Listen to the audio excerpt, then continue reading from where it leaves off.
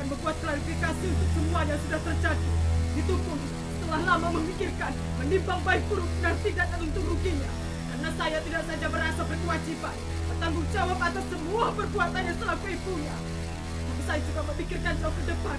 Mengingat dia itu anak tunggal, satu-satunya milik saya yang paling berharga, yang diwariskan oleh suami saya.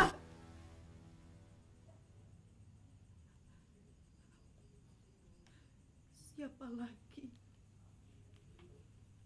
yang akan meneruskan memelihara rumah warisan leluhur kalau bukan dia?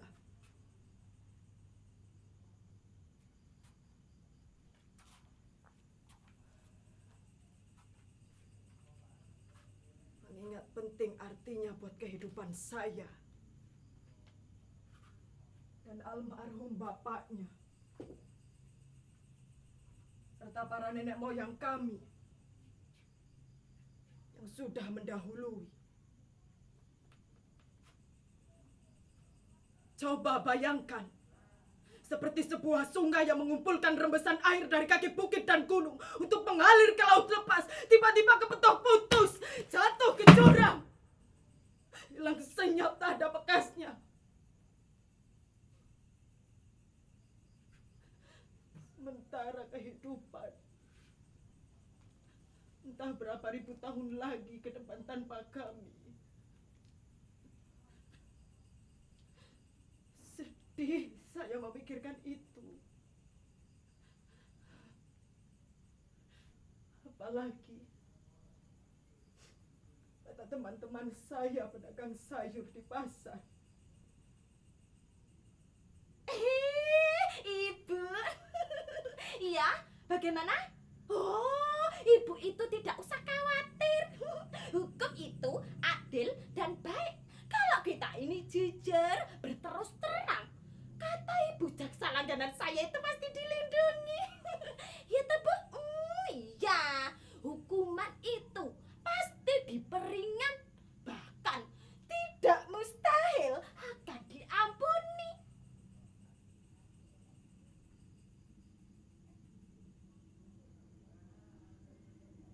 Karena itulah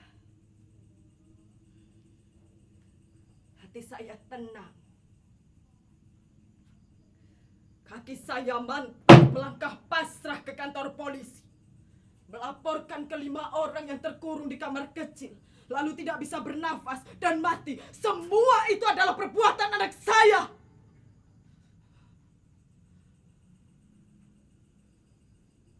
Bapak polisi ketawa, mengira saya ini orang gila.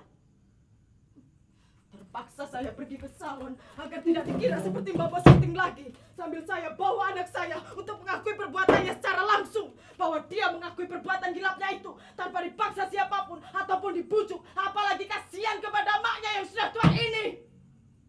Tapi betul-betul karena jujur, ikhlas, tulus, semata-mata karena rasa kemanusiaan.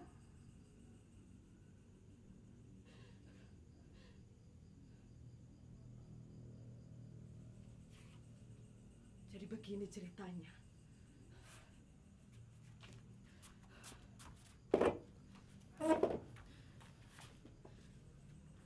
Sebelum bertindak hari itu, semuanya sudah kami rundingkan matang-matang. Hubungan saya dengan anak saya itu sudah terjalin rasa persahabatan yang mendasar. Dia sendiri yang tanpa tekanan apapun berinisiatif untuk menjelaskan kejadiannya sejujurnya. Menurut anak saya, berita di medsos yang simpang siur mengutuk kejadian itu sebagai perbuatan yang kejam, bejat dan biadab, sambil mencurigai, memojokkan menantu yang berada di balik kejadian yang viral itu, yang tak lain adalah sahabat dari anak saya, membuat dia itu merasa bersalah.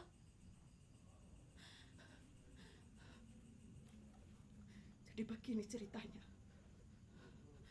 Malam itu, mereka berlima sedang main kartu. Tiba-tiba, anak saya tak ingat lagi apa yang sudah terjadi. Sadar-sadar, anak saya sudah terbaring di rumah sakit bersama menantu keluarga orang kaya itu. Medsos tentu mencurigai Menantu yang suka main kartu itulah yang sudah membunuh mertuanya, istrinya, dan kedua pembantunya. Karena dia itu tak sanggup bayar hutang akibat kalah judi.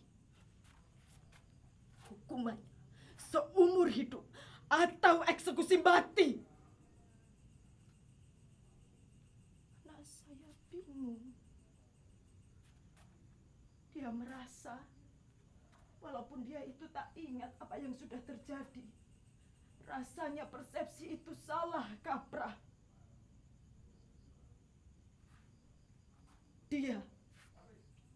Dialah yang sudah melakukannya di luar kesadarannya karena dia itu ingin menolong sahabatnya. Bapak polisi kembali tidak percaya. Baru setelah medsos kembali ribut dan kejadian itu menjadi viral lagi, anak saya diamankan.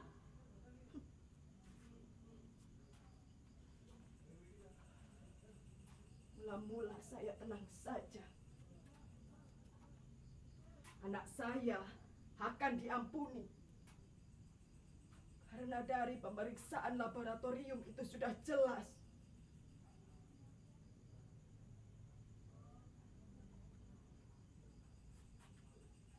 Bu, ibu itu mau minta keringanan yang bagaimana lagi? Sudah jelas, malam itu anak ibu pakai narkoba. Gini Bu, membunuh 5 orang secara kejam dan biadab itu tetap saja salah, apapun alasannya.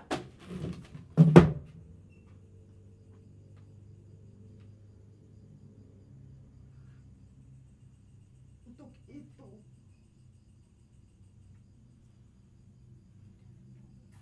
anak saya, satu-satunya milik saya, penerus masa depan saya, dikenakan hukuman mati.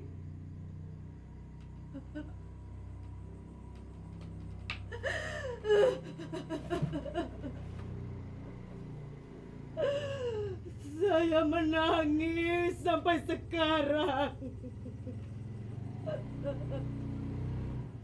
Kalau saja saya tidak melapor, anak saya pasti masih hidup, melanjutkan hidup saya.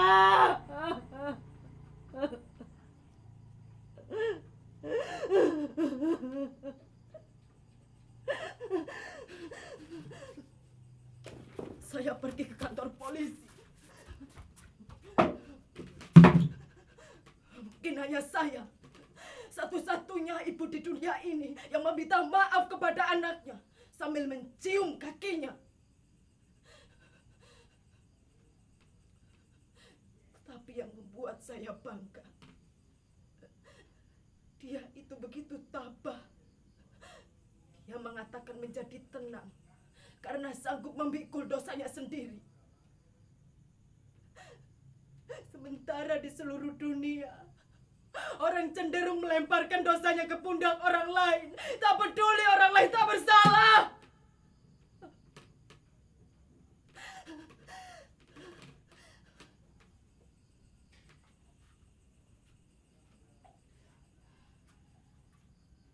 Pada hari menjelang eksekusi itu dilaksanakan,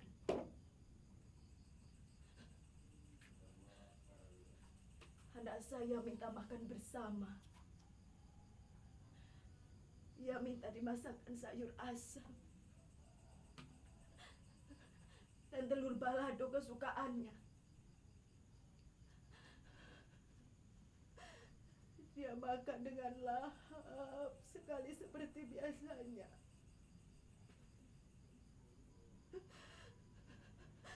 Sedang nasi saya basah oleh air mata.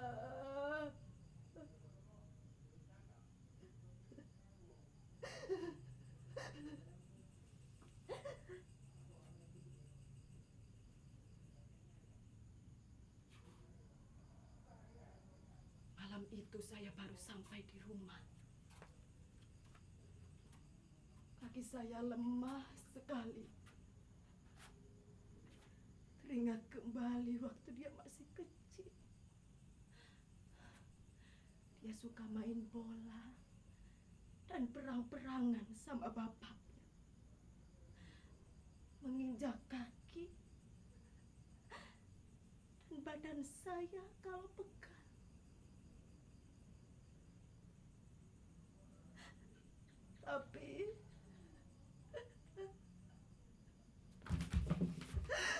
Tapi subuh besok dia ditembak.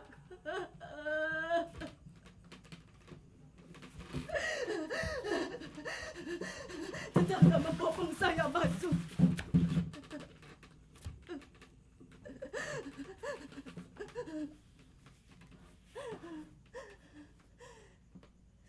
Saya sudah tak ingat apa-apa lagi.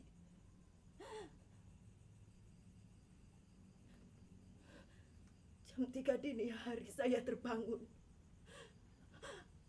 Ada 1 jam sebelum eksekusi itu dilaksanakan. Dan saya tak tega untuk ditinggal.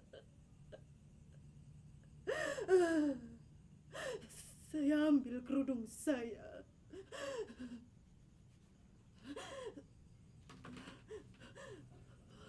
Untuk mendahuluinya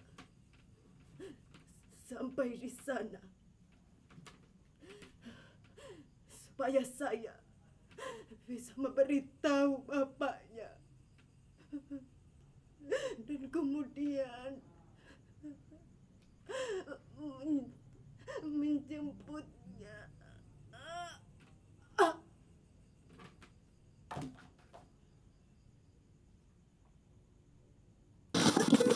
Selamat siang pemirsa. Kasus salah tangkap kepada pemuda 23 tahun diduga melakukan pembunuhan terhadap satu keluarga yang sempat divonis hukuman mati akhirnya dibebaskan.